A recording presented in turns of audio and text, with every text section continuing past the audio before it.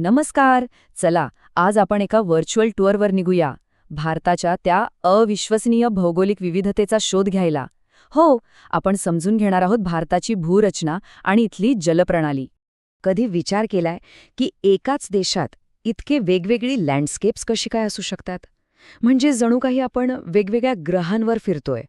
एका बाजूला बर्फाच्छादित उंचच्या उंच पर्वत, तर दुसऱ्या बाजूला रखरखीत वाळवंट आणि तिसरीकडे उष्णकटिबंधीय बेटं. हे एक मोठं कोडं आहे नाही का? चला, आज आपण मिळून हेच कोडं सोडूया. ओके, तर मग यात जरा खोलात शिरूया. या आपल्या प्रवासासाठी आपला नकाशा काय असेल? तर तो आहे भूरचना, किंवा इंग्रजीत ज्याला आपण फिजिओग्राफी म्हणतो. आता याचा अर्थ काय? सोप्पा आहे. पृथ्वीवरची जी काही नैसर्गिक रचना आहे ना, म्हणजे पर्वत, मैदानं, पठारं, वाळवंट, या सगळ्यांचा अभ्यास. आणि हीच संकल्पना आपल्याला भारताची जडणघडण समजून घ्यायला मदत करणार आहे. आणि मग ह्याच जमिनीला, या भूभागाला आकार कोण देतं? तर त्या आहेत तिथल्या जीवनवाहिन्या, म्हणजेच जलप्रणाली किंवा ड्रेनेज सिस्टम. याचा अर्थ एक मुख्य नदी आणि तिच्या सगळ्या लहान मोठ्या उपनद्या, या सगळ्या मिळून एका भागातून पाणी वाहून नेतात. खरं तर याच नद्या आपल्या भूमीला जिवंत ठेवतात, नाही का? ठीक आहे, तर आपली ही मोठी टूर सुरू करण्याआधी काही बेसिक गोष्टी समजून घेणं महत्वाचं आहे. म्हणजे भारताच्या भूगोलाला आकार देणारे काही मूळ शब्द. चला तर मग पटकन बघूया हे महत्वाचे शब्द कोणते आहेत. आपल्या या प्रवासात काही शब्द आपल्याला सतत मदत करतील, जसं की भूरचना म्हणजे जमिनीची रचना कशी आहे ते, जलप्रणाली म्हणजे नद्यांचं जाळं, उपनदी जी मुख्य नदीला येऊन मिळते, पठार म्हणजे टेबलसारखा सपाट उंच भूभाग, आणि सगळ्यात महत्त्वाचं गाळाची माती, जी नद्या वाहून आणतात आणि जी खूप सुपीक असते. चला तर मग आता आपल्या प्रवासाचा मुख्य आणि सगळ्यात इंटरेस्टिंग भाग सुरू होतोय. आपण भारताच्या 6 प्रमुख भौगोलिक विभागांवरून एक हवाई सफर करणार आहोत. सीट बेल्ट लावून तयार राहा. आणि हो, ह्या सफरीसाठी आपल्याकडे एक मजेशीर गाईड पण आहे. एक सोपी ट्रिक, एक वाक्य लक्षात ठेवा. Happy Neha plays dance competition in India. आता हे वाक्य आपल्याला भारताचे 6चे 6 विभाग लक्षात ठेवायला मदत करणार आहे. बघायचंय कसं? चला पाहूया. आपला पहिला थांबा, H for the Himalayan mountains, म्हणजेच आपली हिमालय पर्वतरांग. अहो, ह्या जगातल्या सगळ्यात तरुण आणि उंच पर्वतरांगा आहेत. गंगासारख्या आपल्या महत्वाच्या नद्या इथूनच तर उगम पावतात. आणि हो, भारतासाठी ही एक नैसर्गिक संरक्षक भिंतच आहे जणू. ओके, आता हिमालयातून थोडं खाली दक्षिणेकडे येऊया. पुढचा stop N for the northern plains, म्हणजेच उत्तर भारतातील विशाल मैदानं. गंगा आणि ब्रह्मपुत्रा यांसारख्या नद्यांनी जी सुपीक गाळाची माती आणली आहे ना, त्यातून हा प्रदेश बनलाय. म्हणूनच तर इथे इतकी दाट लोकवस्ती आहे. आणि खरं सांगायचं तर हा भाग भारतीय शेतीचा कणा आहे. चला पुढे जाऊया. पी फॉर पेनिन्सुलर प्लॅटो, आपला दख्खनचं पठार. एक गोष्ट माहितीये, हा भारताचा सगळ्यात जुना, सगळ्यात प्राचीन भूभाग आहे आणि तो मौल्यवान खनिज संपत्तीने अगदी समृद्ध आहे. गोदावरी, कृष्णा यांसारख्या मोठ्या नद्या इथूनच उगम पावतात.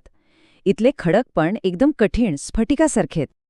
आता थोडं पश्चिमेकडे वळूया आणि इथलं दृश्य तर एकदम वेगळं आहे. D for the Indian desert, आपलं थारचं वाळवंट. नावाप्रमाणेच इथे सगळीकडे रेताट जमीन, पाऊस अगदी कमी आणि झाडं-झुडपं पण अगदी तुरळक.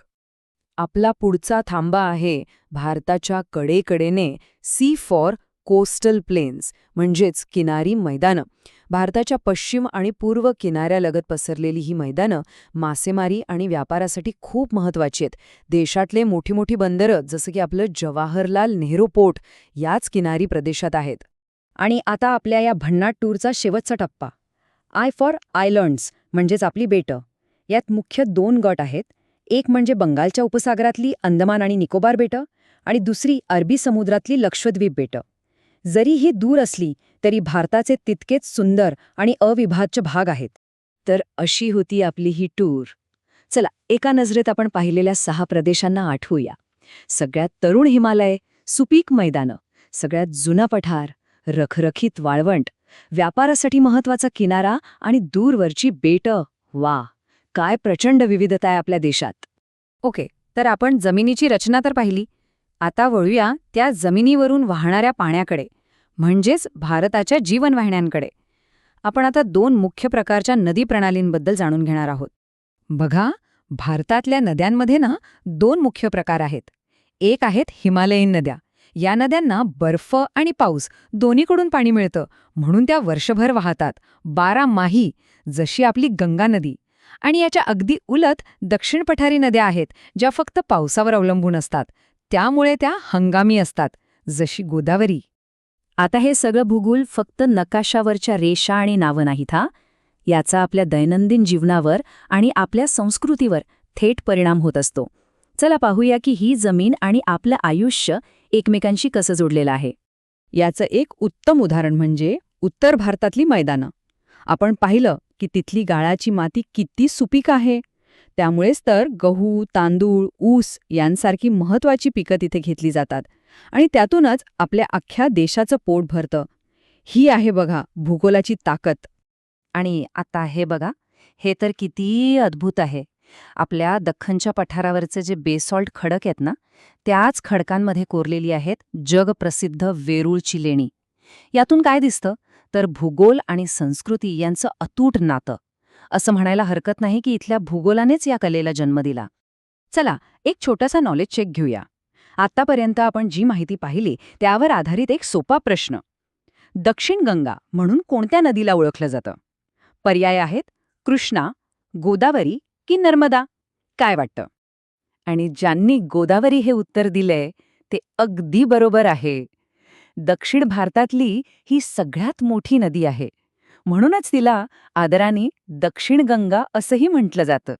तर मग आज आपण जो हा भारताचा भूगोल समजून घेतला, तो भविष्यात भारतासमोर येणारी आव्हानं आणि संधी यांना कसा आकार देत राहील, हा एक विचार करण्यासारखा प्रश्न आहे, नाही का? याच प्रश्नासोबत आजचा आपला प्रवास इथेच थांबूया.